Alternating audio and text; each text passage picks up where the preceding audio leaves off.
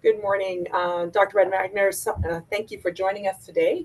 So I have the pleasure of introducing Dr. Nicholas Van Wagner. He is a professor of medicine, congrats, in infectious diseases at the University of Alabama in Birmingham. He serves as the primary investigator and the co-medical director, along with me, at the Southeast STI HIV Prevention Training Center, a collaboration of nationally respected STD training sites and research providing regional support is what our training center does and is very passionate about. And we do a lot of our management here in the southern portion of the United States. Dr. Van Wagner works closely with the Alabama AIDS Education Training Center. His research interests include genital herpes, pathogenesis, therapeutics, and he has clinical expertise in sexual health. Dr. Van Wagner, thank you for joining us. I am excited to hear your presentation today. Thanks so much, Dr. McNeil, for the opportunity to be here. And thanks to all of you for joining today. What a great way to start the morning with Dr. Dowler. That was a really amazing presentation. And I think dovetails nicely into this topic, which is talking about sexual health. And talking not only about how we gather information from our patients about their sexual history, but also thinking about how we then use that information to provide them care and help them think about what is right for their own sexual health. And so I look forward to our time together this morning. Now, I don't have any conflicts of interest. I do want to mention and give credit where credit is due. There are some slides that I am using that come from Patty Kaysen, who is an expert in the area of shared decision making. And I also have used a few slides from Jennifer Nall, who gives a really impressive presentation on this topic as well. And so thank you to both of you for your help with that. And so what I'm hoping we can do today is talk about the sexual history and talk about what is spoken, but also the unspoken portions of the history and how those influence the information that we gain. We'll also talk a little bit about shared decision making as a tool in clinical care. At the end, I've given a couple of examples of that, of an approach to taking to using shared decision making. Now, your homework will be to think about how you can use shared decision making in your own clinical practice moving forward. So let's talk a little bit about the purpose of the sexual history. And the way that I think about it is that it really is the foundation of everything that we do related to a patient's sexual health. Without it, we don't have anything. We don't know what people are doing. We don't know what their concerns are. We don't know how to care for them. And so it's imperative that we actually identify patients' needs, because once we do that, we can perform the appropriate STI testing and then provide counseling and care to patients. And so, again, these are some of the things that we do within each of those categories, but all of them depend upon identifying the patient's needs. Now, the way I think about the sexual history in the context of sexually transmitted infections is it's a diagnostic tool, and it's just as important and perhaps more important than sometimes the physical exam. And what I mean by that is that we know that a lot of patients who have sexually transmitted infections may not have symptoms at all. And so if we went by our physical examination alone, we could miss things or wouldn't know when screening would make sense in a patient based upon their individual needs. We also may not know where and how to test patients. So it's a critical part, not in our diagnosis as well as management and prevention of STIs. So we know that, right? It's important. It's an important part of health. And in fact, if we look at guidance from the CDC as well as U.S. Preventive Task Force services, this is what is recommended. It's recommended that we routinely obtain a sexual history at clinical encounters to assess behavioral and biological risk for STIs and HIV. Now, they're not giving us a specific time frame and saying you must do it every 3 months, 6 months, or every year. The point that I want to make from this is they're telling us we need to talk to our patients. We need to understand the individual sitting in front of us and then tailor what we do as far as as testing, screening, counseling based upon that. Now, this from the U.S. Preventive Task Force is the recommendation, and that is that we provide behavioral counseling for all sexually active adolescents and for adults at increased risk for STIs. Again, that information is dependent, or those activities are dependent upon us getting a sexual history. So here's a question for you. You can think about it, you can answer in the chat, whatever you want to do. But how often do we do it? Now, you may say, I do it every single day with every single patient because I work in a sexual health clinic. And that makes absolute sense. And that would be an environment that you do it. We do know that a lot of our patients are not necessarily getting their care in sexual health clinics, but are getting them at primary care, at urgent cares, at other places. And so I pose the question more in the context of primary care and also urgent care clinics, places like that. Well, you've had a chance to think about this for a minute. So let me show you some data on this. Now, this is a compilation of different studies. And what we're looking at here is actually documentation of a sexual history. That's different than taking a sexual history. It could be that practitioners are asking the questions, they're just not writing it down. But this is what is written in the charts. And what we know from several different studies is that less than 50% of encounters include a sexual history. We also know from other studies that about 40% or 4 in 10 of providers routinely gather a sexual history. And I find this one pretty fascinating. And that is that about 1% of providers complete the 5P sexual history in their notes. So despite us talking about it a lot and having these conversations, it isn't always easy to do. And so I think we can all speak to some of the reasons why it's challenging in clinics that are not specifically dedicated to sexual health. And that is because there are lots of different barriers that we face as providers, that patients face, and also there are structural barriers that we have to consider. We're busy. We may have to prioritize other things. And we also may not feel comfortable as providers talking about sex or STIs. In fact, although I'm not showing you this data, there's clear evidence that providers receive minimal training in this area during both their undergraduate training, their graduate training, and even when they're in early practice. We also know that people are not comfortable with these discussions for various different reasons. If we look at patients, we know that sometimes it's a matter of just not being familiar that this is something that impacts them. They may also have misconceptions about their risk for STIs or HIV, and they may also, and I think that this is a really important one, be concerned about confidentiality. Who will we tell? Where will this be recorded? And how could that impact them personally? We also have to consider the social and structural issues. We know that there is stigma associated with HIV and sexual health. And so it's something that, unless we bring it up and normalize it, may be difficult to discuss. And even when we do those things, it may be difficult to discuss anyway. It may be that there's not a structure for them to answer those questions. And sometimes it's also the high cost of care. If I talk to a patient about HIV PrEP and say, hey, there's this great new tool that's available to you, and then follow it up with, but you can't use it because it's too expensive, that's a really tough conversation to have. And not only is it tough, but it also means that I can't provide what I've talked to that patient about. And so if I can't do anything about it, it may be that as a practitioner, I don't feel as comfortable discussing it. So before we get into the 5Ps or 8Ps or 12Ps, it depends upon who you are. There are lots of Ps that different people use. Let's talk about what I would call the 3Cs, and that is confidentiality, consent, and communication. And so as I go through data from this particular study, I want you to think about what you think the answers would be. So this was a study that was performed in sexually active adolescents. And what they said was, okay, it was mandatory that parents were notified that you were requesting contraception, how would that impact you and your decision for seeking care or disclosure and future engagement?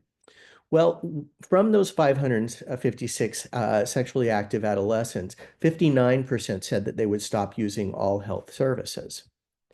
11% said that they would discontinue or delay HIV or STI testing and treatment, and only 1% said that they would stop having sex.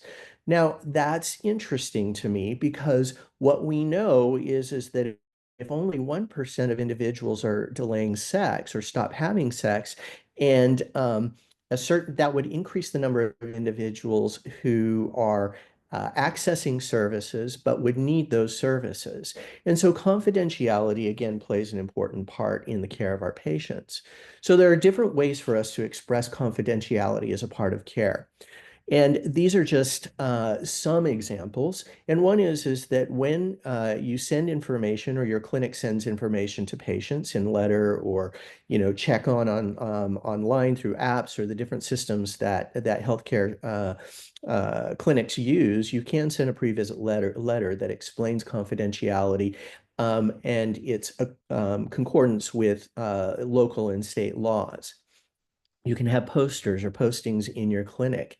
Certainly, inpatient discussions are important, and I'm going to show you an example of that in just a moment.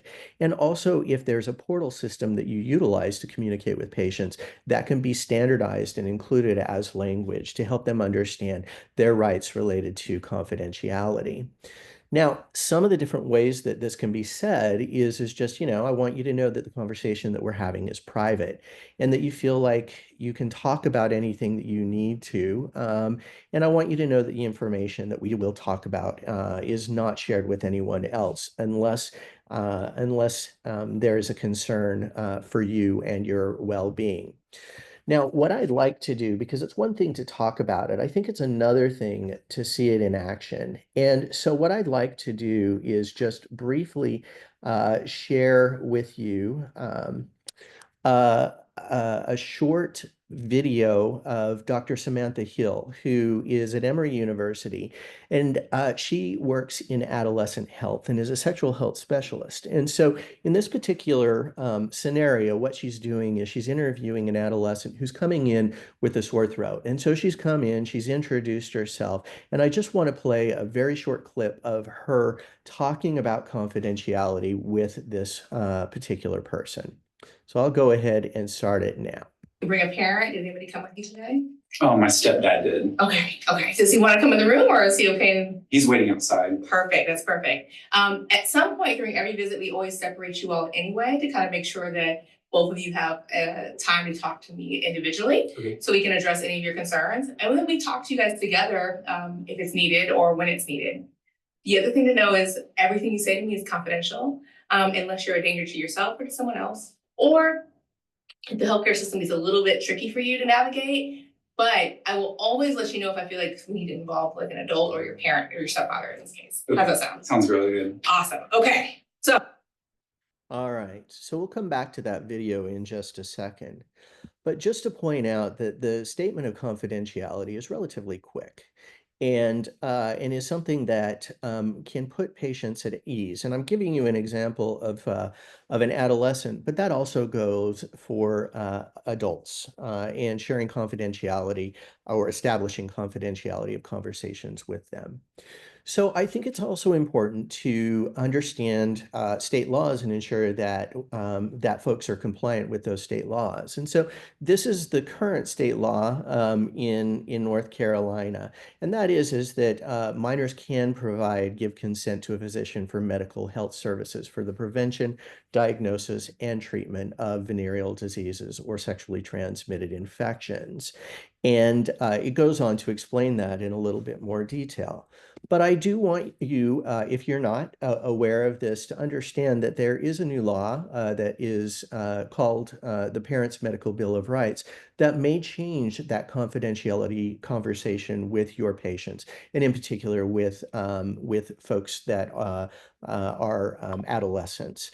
And so just understand that the implications related to this law is that it may not be that all minors can consent, but minors that are 16 years or older that they can access treatment of STIs without parental consent if the disease is treated with prescription for 10 days or less. So I guess that the point that I want to make about this is that be aware of laws as they evolve to ensure compliance with those laws as we work our best to take the best care of our patients as we can. So let's continue to talk a little bit now about communication. And really, the rest of this presentation is about communication and understanding that nonverbal communication has a huge impact on how we interface and how our patients interact with us. And you can see in this particular patient in the image, based upon where he's looking, how he's sitting, how he may feel about the conversation that's going on. And I would venture to say that this individual is uncomfortable in this conversation.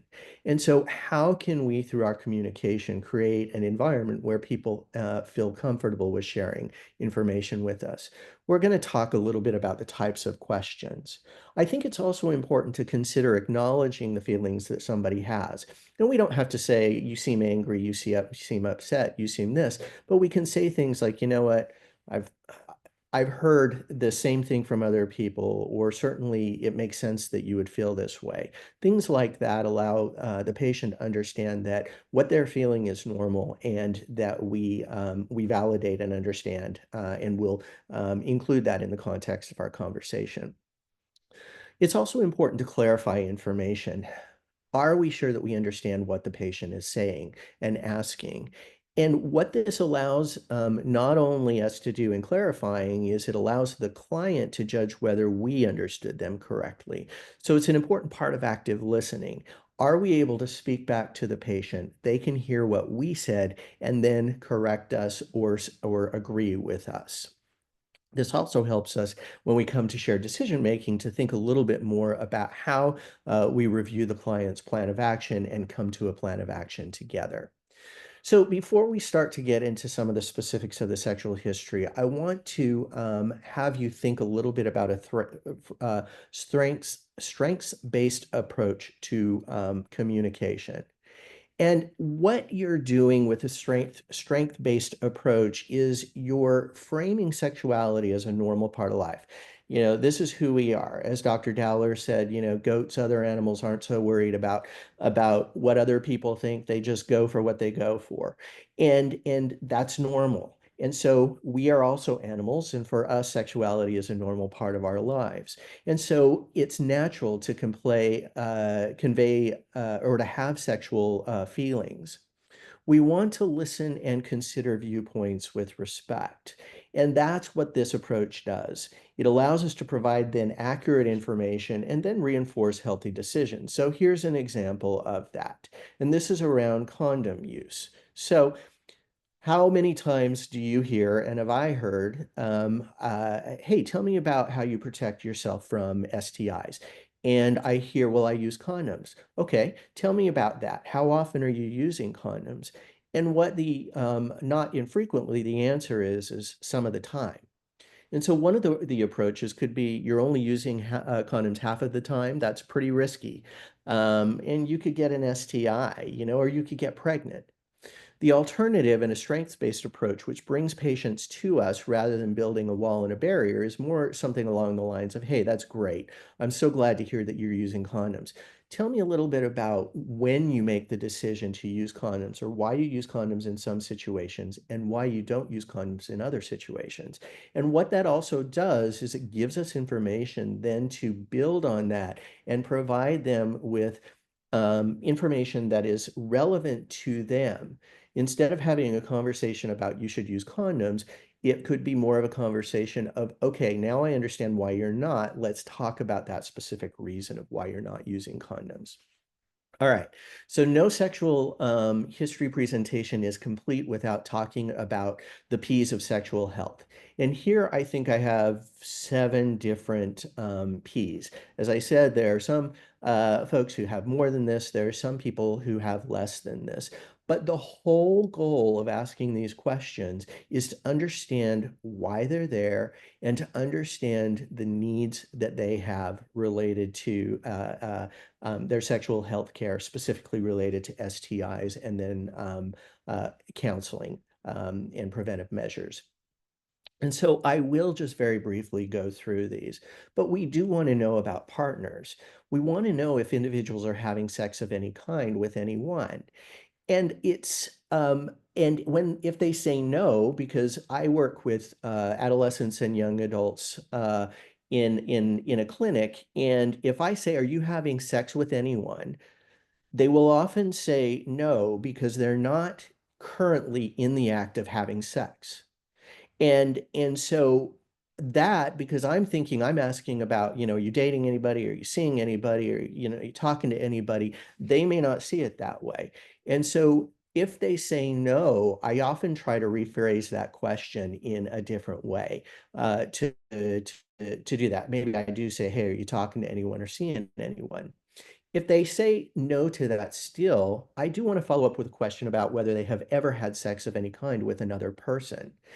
That helps us to explore mechanisms for to optimize their sexual health. Maybe they're not having sex with someone because they had a really traumatic experience or something happened, or maybe it's just not the right time and they just feel that it's not the right time. Again, you can follow it up with, when it's time, let's talk about that.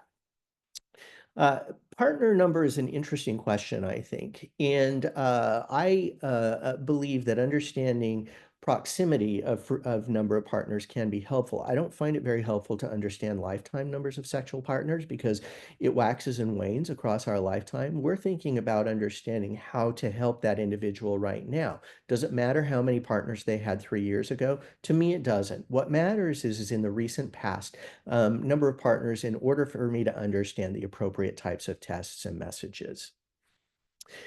A question that I think is also helpful is to ask if you think that your current partner has sex with other people.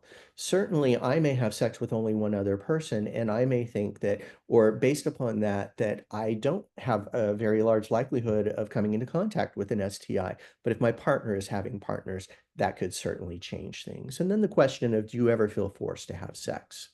Practices, we want to know what is going where, and because that helps us know where to test. And here's some examples of the ways that you could answer those questions.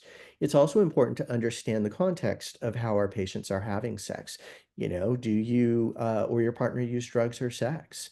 And why they do it. How often do you use drugs or alcohol to make sex more pleasurable or last longer? Perhaps it's not a question of STIs that we're talking about, but it's more a question of anxiety around sexual behavior. And that in order to have sex, someone needs to use a substance, or maybe they need to use something to maintain erections. And so understanding that, again, helps us make the conversation relevant to our patients. It's also helpful, I think, to ask questions about, is there an exchange is there an exchange of sex for anything else, whether that's food, shelter, drugs, or money? Understanding that the reality that we live in, if someone has in an unsecure living situation, has no money, that it puts them in a vulnerable place related to sex potentially. Protection from STIs. So what do you and your partner do to protect yourselves? Have you discussed this with your partner? I think that this also can include or does include reviewing vaccines. And then following that up with conversations about how people can protect themselves from STIs. And we'll come back to that during shared decision making. Past history of STIs does predict future history of STIs, and so understanding this is important and asking the questions and also understanding whether somebody was completely treated or did receive treatment in the past can be helpful.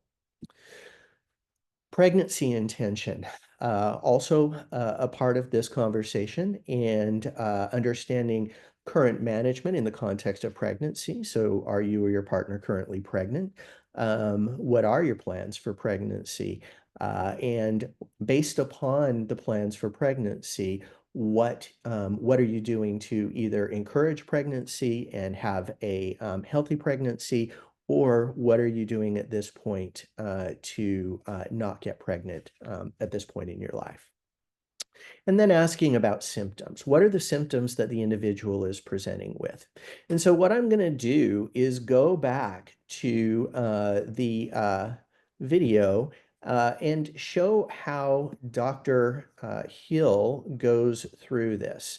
And this is just a few minutes, but I think it's a really good example of how to take a history, and that it really doesn't need to take all that long in order to do. So again, this individual is coming in with a sore throat. She's going to talk a little bit about that and then lead into the questions of a sexual history. So, got everything up. So back to the sore throat. Tell me a little bit about what's been going on. So it's kind of been going on for a few days. I've tried like honey and tea and that kind of stuff, and nothing really seemed to help it. Okay.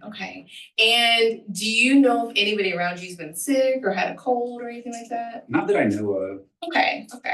And then, have you been anywhere to get tested? Like, have you gone to urgent care, or am I the first person you're seeing? You're the first person. Okay, awesome. Okay, so we'll do some tests and things. Do you have anything like fever or congestion, runny nose, anything else that's going on? A little fever, but that's about it. Okay, all right. And any stomach pain, nausea? Not really. Okay, awesome. Okay, and before we get some specific tests for your sore throat, there's some other questions I want to ask just to make sure that I get a full picture, because there are some things that can cause sore throat that you may not think about. Okay. Okay, so this set of questions might be a little strange to you, Okay. but it's a normal set of questions, and I ask these of all my patients, regardless if they have sore throat or not. Okay. All right. So, have you ever had sex? Yes. Okay. And are you currently having sex? Yes. Okay. When was the last time you had sex? About a week ago. Okay, awesome. And then, do you prefer to have sex with guys, girls, guys and girls, other individuals? Guys. Guys, awesome. And when you have sex, what type of sex do you have? Regular and then oral. Okay, regular and oral, awesome. And do you and your partner or partners actually talk about like when the last time you guys were tested or get tested together by chance? No. Okay, all right. So we'll test you for that today as Okay. well. That's okay. Okay. Awesome. Have you ever felt like you've been forced to have sex against your desire, your will, or had sex when you said you don't want to have sex? No. Okay. And have you ever had to have sex just to make sure you have food, housing, clothes, anything like that? No. Awesome. Have you ever had sex while you also were using some type of drug, and not necessarily like tobacco, but like weed or something else? Alcohol. Okay, awesome. And is that usually with your preferred partner, or is that usually when you find a new partner? A little bit of both, but nothing recently. Okay, awesome. And currently, how many partners do you have? One. Okay, perfect. And so part of the reason this line of questioning is really needed is because sometimes, in addition to things like viruses and strep throat and mono, some of our STIs or sexually transmitted infections can cause a sore throat as well. And so when I test you, I'm going to test you for all of those things just so we know what's truly causing your sore throat. Awesome. While we're getting ready to get those tests, do you mind if I also talk to you about ways to make sure that you're actually engaging in safe and healthy sexual relationships and you're getting the most out of your partnerships? Sure, please. Awesome. So let me start with you. What do you like to do to make sure that you're having the best relationship? What do you mean? So are there things that you like to do either before you start a new relationship or after you finish a relationship, just to make sure you're nice and healthy? I've never really thought about that kind of stuff. Okay. Can I share some strategies with you? Sure. Okay, so this is like a menu of options you can pick, like you're at a restaurant, okay? Okay. So one of the things I always start with is before you have sex, ideally talking with your partner, just seeing what y'all's goals are. Mhm. Are y'all interested in a relationship? Is this casual, combination? How many partners you guys are having? Are you guys together only, or are you guys also each having different partners? And that's just important so you guys are on the same page, Mhm. and you can figure out if this is a person that you want to have a more intimate relationship with, okay? Now, I know sometimes we see people and we're like, oh, they're cute and we have sex. And then it's like, oh, well, that's okay. Yeah. Because you can still have that discussion afterwards. And likewise, even if you forgot or were just caught up in the moment, you can still get tested together afterwards Okay. and really just make sure that you guys are on the same page. Hey, I don't have anything, or I did have something and I was treated. Okay. Does that make sense? Yes. Awesome. Other things to think about are things like condoms. Do you like these condoms? Sometimes. Okay. when you are using a condom, what's usually the first thing that you remember that reminds you to actually go get one and put one on? Just if it's available. Okay. So do you have condoms like at your house or at your apartment? Mhm. Okay. Do you carry one with you? No. Okay. Have you thought about carrying one with you? No. Okay. Can you think about carrying one with you? Yes. Okay. Awesome. And we always say don't put it in a wallet, but you want to make sure that you're checking to make sure it hasn't expired. And then putting it, like if you know you're gonna go hang out with your partner or whatever, just put it in your pocket. Keep it moving. Okay. Because that is gonna increase the likelihood that you use it. Does Okay. that make sense? Yes. Awesome. So we talked about having discussions with our partners. We talked about getting tested. We talked about using condoms. Have you ever heard about anything like PrEP or pre-exposure prophylaxis, something to prevent HIV? A little bit. Okay. Can you share with me what you know? I just know that you can take it and it like helps reduce your chance of getting HIV. Yeah. I haven't had a conversation with a doctor about starting it. Okay. So that's something I recommend too. And I know some people think it's for certain people and not others, but the reality is it's actually recommended for anyone that has sex. Guy, girl, whoever your partner is. And so there are options. There are pill options, 1 pill every day, or there's an injectable option. And if you're interested, we can definitely have more discussion about that and I can get you started on that. Okay. Perfect. Awesome. And then the last thing I would say is, it sounds like you like to use a little bit of alcohol, Mhm. which, I would recommend waiting till you're 21. However, if you're using it, the other thing I would really say is really try not to find new partners or engage in new sexual encounters with people you don't know while you're under the influence of alcohol. Okay. Because sometimes that can make decisions that you would otherwise make well turn into the decisions that you regret later. Okay. How does that sound? That sounds really good. That makes sense. Okay. All right, I'll go ahead and stop there. But how long did that take? One of the concerns that I often hear is that taking a sexual history and diving into that will take a long time. And it does take some time. And that took about 4 minutes, 5 minutes for Dr. Hill to get through that. And not only did she do the sexual history, but she was able to offer some counseling as well along the way. So I like using that because she does a great job. And also, I think it's nice to see things rather than just hear somebody talk about these.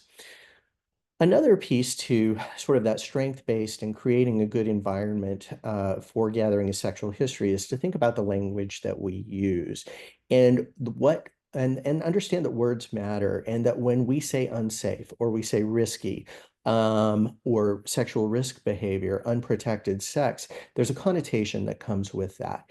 And so as I work to take care of patients, I try to think of words that are a little bit more neutral in their definition and a connotation as well, so that people aren't feeling like there's a judgment call in what I am saying to them. So let's now finalize this part with talking about a framework of gathering the sexual history. This is the goals framework. And I know there are a lot of words on these slides, but there's a purpose for that. And that is that I will be sharing these with you, number one, and number two, they give really good examples of the way that you can frame things, certainly putting it into your own words, but having this as sort of a guide. So let's talk through the goals framework quickly. The G stands for giving a preamble that emphasizes sexual health. And the purpose of doing this is to help focus the conversation on sexual health rather than risk. It's also to normalize sexual behavior and that this is a part of being human and it's a part of the care that we provide. It also opens the door for people to ask us questions and that we are there to help and understand their situation. So here are a couple of examples. I'm just going to read the second one, and that is that some of my patients have questions or concerns about their sexual health. So I make sure that I understand what your questions or concerns might be and provide whatever information or other help you might need. Now, you may say it's a little bit differently, and you should. It should be in the way that you speak, but having that introductory message is very helpful. Now, in the goals framework, rather than waiting and talking about STI testing later on after we get all the information, this framework suggests that we offer opt-out HIV STI testing up front. And so with a statement like this, so first I like to let you know that I test all of my patients for HIV and other sexually transmitted infections. What do you think? Are you okay with that? Do you have any questions about that?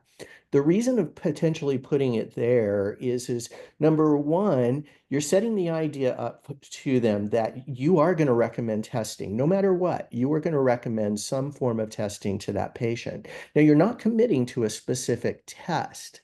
But what you're doing is not only normalizing the conversation, but also normalizing the importance of testing for all people. And it's not a judgment-based test at this point. In other words, it's not, I'm going to ask you all the things that you do and then say, okay, based upon what you do, you need this. Rather that we're saying up front, hey, just want you to know that an important part of your care is HIV testing and STI testing. And I'd like to include that today. Are you okay with that?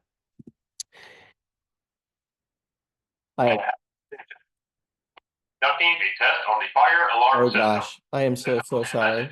Should an emergency condition exist, we will advise you and give you repeated Let me instructions. see. We will also advise the testing is completed. What I'm going to do Thank is you. mute. Hopefully this will end in just a second. I'm so sorry. Conducting a test on the fire alarm system. The tones and messages you hear will be a part of the test. Should an emergency condition exist, we will advise you and give you repeated instructions. We will also notify you when the testing is completed. Thank you, and please resume your normal duties. Attention. We are conducting a Give me 1 second. The tones and messages you hear will be a part of the test. Should an emergency condition exist, we will advise you and give you repeated instructions. We will also notify you when the testing is completed. Thank you, and please resume your normal duties. Attention. All right, Conducting hold a on. test on the fire alarm system. The tones and messages you hear will be a part of the test. Should an emergency condition exist, we will advise you and give you repeated instructions. We will also notify you when the testing is completed. Thank you, and please resume your normal duties. All right, good news. Our alarm system, fire alarm system works. I apologize for that. I guess they do that randomly, and it just happened to be right now in my building. So coming back to the goals framework, the next step is to ask open-ended questions, and ask open-ended questions, but also understand that you are asking questions. Sometimes open-ended questions work, sometimes they don't. And so it's a matter of seeing who is in front of you and starting with open-ended questions and then moving forward as needed. So, this first way that they put it of tell me about your sex life is not a question I typically ask, because I think that maybe I want to focus the conversation a little bit more. And so the way I usually go about it is hey, tell me what are your biggest sexual health questions or concerns today? Um, Things like that can open up the conversation, and they may say, I don't have any. And if they say don't have any, say, okay, great. Is it okay if I ask you some specific questions to think a little bit more about the right test for you or where we go from there? What this does, though, by starting with open-ended questions, is it puts the focus on the patient and what they and that the conversation is about them and they are guiding that conversation. It allows you also to hear what the patient thinks is most important. And some of the time, what patients are thinking is most important is absolutely not what I am thinking is most important. However, if I go to the thing that I think is most important without talking to them about what they think is important, I think that I've really missed an opportunity to build a connection with that patient. It also allows us to hear the language that our patients use so that we can mirror that language in our conversations. So we listen for relevant information after we ask the questions, and we probe to fill in the blanks. And here's a place where we can go ahead and use the 5 Ps. The good news and the thing that I like about these questions is you can ask these questions the same way of everyone. The other thing that it can do by listening to relevant information, clarifying, doing those sorts of things, is it can help the patient see why this is important and potentially increase their motivation for interventions. And then the final step of the goals framework is to suggest a course of action. So you might say, so as I said before, I'd like to test you for STIs. Based upon our conversation, this is what I feel would be best for you or the right test for you. And maybe you hear something where PrEP or DoxyPEP or condom use or contraceptive use, whatever it is an opportunity for counseling. You can say, hey, can I also talk to you a little bit about this instead, or this in addition? So again, this allows us to tailor the messages for the STI testing so that patients don't feel targeted in what we're saying. And it allows us to couch education referral in terms that are relevant to the patient in front of us. Talking, for example, about a contraception in an individual who, has a woman who has sex with women may not make sense. And again, gathering the sexual history, finding out priorities is important. As well, having a conversation about a woman who has sex with women and wants to be pregnant and understanding that can be really important in providing them the care, the care that they need. Okay, so you've got all this information from your history, and now the question is, what do you do with it? How are you going to use that information moving forward to help the patient in front of you? And so I come back to this same image that I put up before. We identify the patient's needs, then we look at appropriate testing, and we think about the care that we need to deliver and the counseling that we also need to deliver. And so let me talk with you in the last few minutes about this concept of shared decision making. It's something that I hear all the time. Well, I use shared decision making to make to help guide the care that we're the direction of the care. And I think that's great. And I think that we all have an intuitive idea of what shared decision making is, but I'd like to go into it a little bit deeper and then give a few examples of how to do it. So what is it? This is a process of bidirectional exchange. So that is key. We are engaging the patient and ourselves in a conversation that supports the patient in making individualized decisions based upon best practices about their healthcare. Instead of me telling a patient what to do, the goal of shared decision making is to help them understand their needs and develop a plan that makes sense to them. And so there are several goals in this. Is to help clients clarify what they need. So saying things out loud, hearing it out loud, sometimes it may be the first time that a patient has been asked a question about their sexual health, and it may be that they're starting to think about it. And our goal is to help them think about that specific need that they have. It facilitates discussion, and it allows us to provide relevant information to them, and then also to provide appropriate services. So, as I said before, shared decision making is bidirectional. And one of the important benefits of shared decision making is as we get to put the plan together in the context of the patient's values, their preferences, their goals. It will also allow them to include their past experiences when we have these conversations and their community experiences. In other words, they're bringing all of these pieces to the table as we have this conversation. Now, our job in this is to assist them in clarifying their goals and preferences, and then to provide information based upon those goals and preferences, and also then to offer relevant services, as I said before.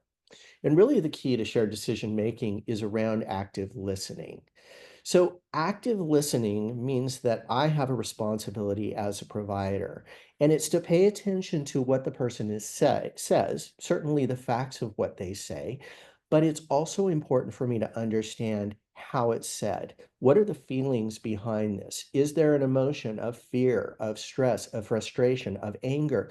Because that also helps me as I think about how to work through the shared decision making process. And finally, the process helps the speaker work out their own problems rather than me telling them what to do. It allows us together to move things forward with a care plan. And so I want to introduce you to person-centered communication, and it's the ASA cycle: affirm, share, ask. So when we talk about affirm, basically what we're doing is acknowledging what the person is saying to us. This demonstrates a certain amount of empathy. We also, during this affirming or acknowledging phase, we try to find agreement with what they are saying. Now, I'm not saying we agree necessarily with what they say, but we're looking for common ground so that we can then build on that conversation. It's also a time when we can say, hey, what you're feeling is normal. People in your situation, I feel this way, or I've heard other patients who are in this situation who tell me the exact same thing that you are doing. And then it also allows us to focus on that strength-based positive approach rather than a more judgmental approach of what a patient should be doing or should be thinking. And so here are some examples of question. Rather than saying, "Hey, you sound really angry about this. You sound really angry at your partner because you have an STI, or you sound really anxious." Other ways for us to do this in a more neutral way is just say, "Hey, it sounds like this is really concerning to you," or "That's got to be hard." Or if it's, positive, saying, "Wow, that's awesome. That's amazing. That's great." One of the questions that acknowledging and affirming this approach takes is that it may be better not to say, "I know how you feel," because the question is, do we know how they feel? We don't have their life experiences. We may not be able to say that with any sort of validity. And sometimes, even though I think patients don't say it, I think that they may think, "No, you don't. You don't know how I feel. You don't have the stressors that I have in my life." And again, that's an opportunity or where I think barriers come into care. The other part of the affirm or acknowledge is try not to correct in this way. So you can begin by finding something in what the client is saying that you agree with or support. It's better to avoid saying no or but. And rather than that, you can say yes and. So, how many of you have heard this? I have heard this frequently. Somebody comes in with cervicitis or urethritis, and they're terribly upset about it. And they say, "I am never having sex again." And in my mind, I'm thinking, probably will have sex again. But it's probably not a good response for me to respond that way. And so, what I could say instead of, "Hey, I think anyone in your situation would feel this way," or "I think it's normal to feel the way that you're feeling." And I think what I'm hearing you say is that you really want to protect yourself against getting an STI moving forward. And what that does is it allows us to kind of move that conversation on. I've agreed with them and understand where they are right now. And I think that I'm understanding the sentiment that is underneath that. So ways that you can validate an individual, I hear that all the time from folks who are coming in, or, I could totally understand why you think that. When people ask questions, maybe they're uncomfortable or worried about the questions they're asking. You can say, "You know what? Lots of people have that question." Um, so different ways of providing that validation to them. Coming back to the strengths-based positive, look for the positives in the message and leverage those positives. In the particular case of what I've included here, it's important to notice and point out behaviors that people are proud of. So if somebody comes in and says, "Yeah, I figured it out. I was able, I took all of the medicine," you know, the way to approach that is say, "That's great that you were able to figure that out, or you were able to do that." That's a much better response than saying, "I'm so glad you did what I told you to do." Because it gives them, they are the ones in control of that situation. Similarly, if someone were to, say, "Hey, I was able to use condoms," that's great. Tell me about how you did that. How did you negotiate condom use? Rather than saying, "That's really good. I told you to use condoms and you did." So think about again how to frame those conversations. So after you do that acknowledge and affirming step and have sort of that conversation going, the next piece is to share information. And basically, you are doing two things with sharing the information. Yes, you are presenting information, but it's not just whatever. It's very much focused on the individual that is in front of you and what they have just said. It's not only important to share information, but to ensure that that information is not only heard, but understood. There's absolutely no value in sharing things unless the patient is able to grasp what is being said. And so use plain language. Limit the amount of information that you are giving. In what I think about in this particular context is okay, what must they know? There's a difference between what's nice to know and what you must know. And I try to focus at least the initial portion of the conversation on what is critical that I share with this individual. You've had the opportunity to learn from a patient the words that they like to use. Use those words back in their conversation. Again, using active learning, or excuse me, active listening skills to speak to them in the language that they prefer. And also think about how you explain things. We love data. We love to talk about this percent and that percent and this percent. Does an individual have life experience where that's the way that they think about things as well? Sometimes it can be much better to just say, hey, the chances of you coming into contact with chlamydia or gonorrhea is 5 in 100 or 75 in 100 rather than 75% or 5%. Use visual aids. Use information that is in the room to help people understand what you are talking about, whether that's about reproductive systems, whether that's about condom use, whether that is about DoxyPEP or HIV PrEP. And another thing that I think is really valuable to do, and we are in the process of curating different online resources for patients, is to have information readily accessible. Pamphlets are great.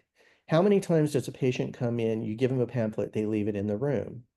People don't use pamphlets as much as they use their phones.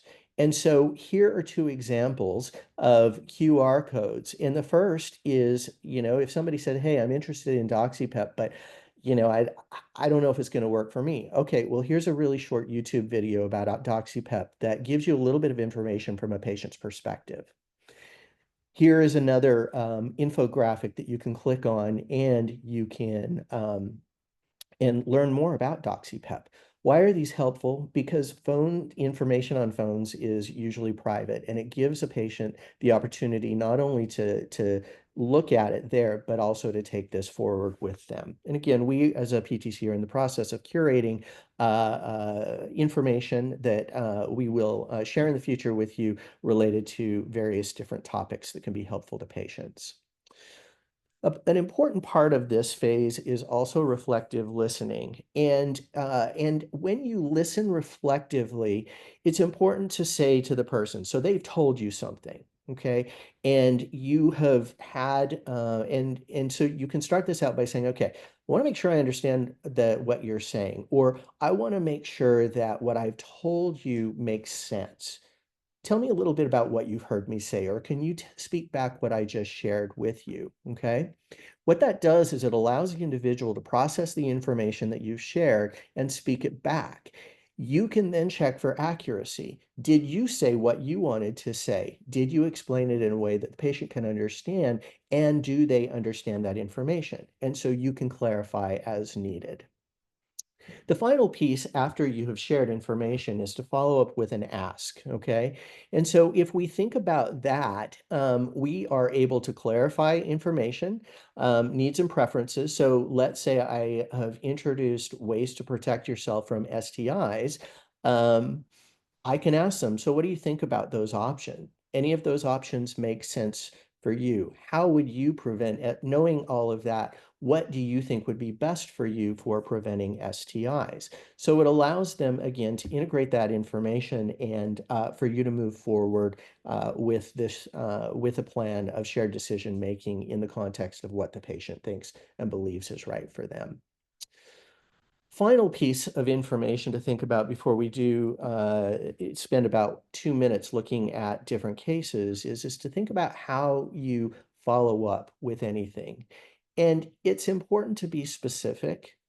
And so it's a much better way to say, hey, so what questions do you have about what we talked about, or about prevention of STIs, or about contraception, or about whatever it is? And that's better than, do you have any questions, or what questions do you have? Why is that? Because when I end this presentation in just a couple of minutes, I'm going to say, hey, do you have any questions? And what that actually is doing is, yes, I'm asking you questions, but I'm also saying I'm done talking to you. And when we do that with patients, sometimes what we're doing is closing the door rather than keeping it open. And so just a different way to think about how you phrase things. So here are two examples of how we can use the affirm, share, ask framework. Oh my gosh, I'm so sorry.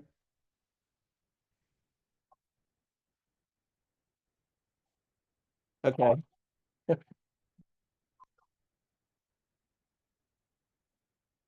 the facility and wait there for further instructions. So I'm going to walk while I do this. I've actually never had this happen to me before.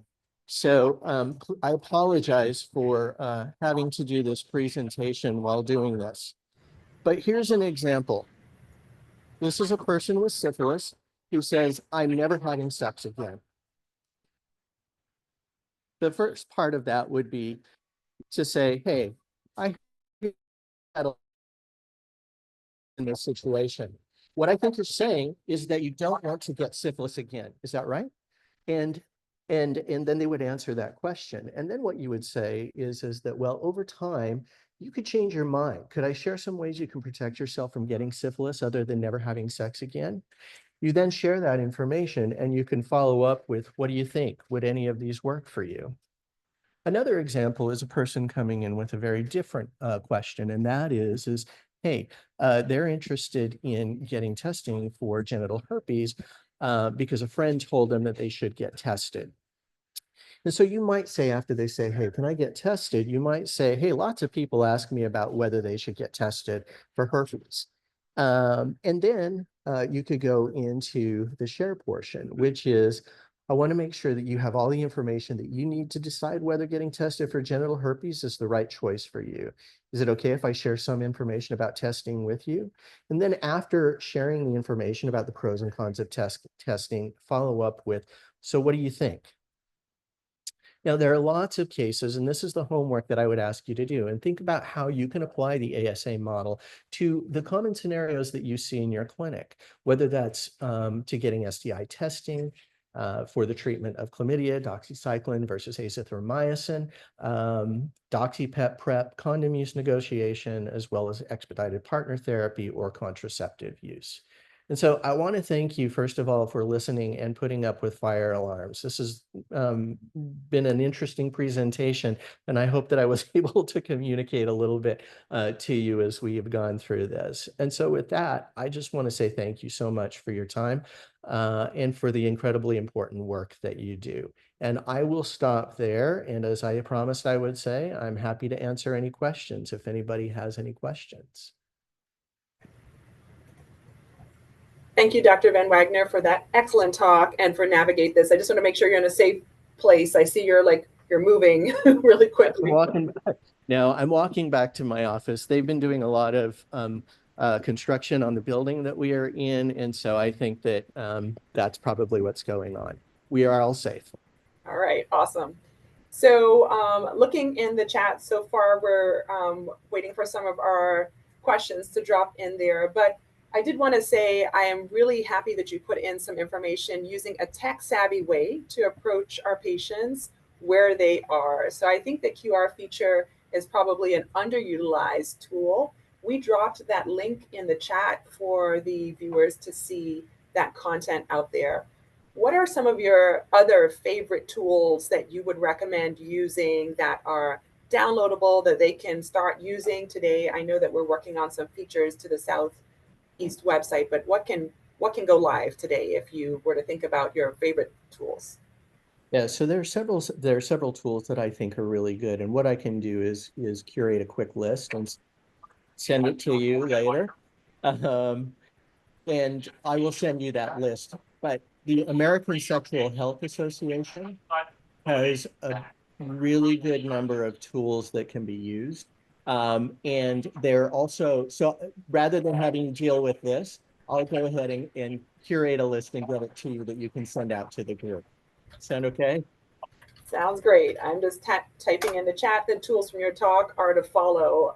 I appreciate your time today in coming out here and your attention. I know that you're busy, and we so appreciate the excellent information that you shared today, along with your collaborators referenced on the slide.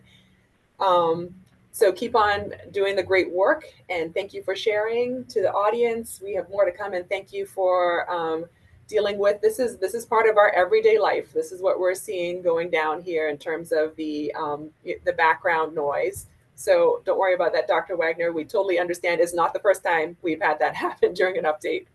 All right. I hope you have a great rest of the day.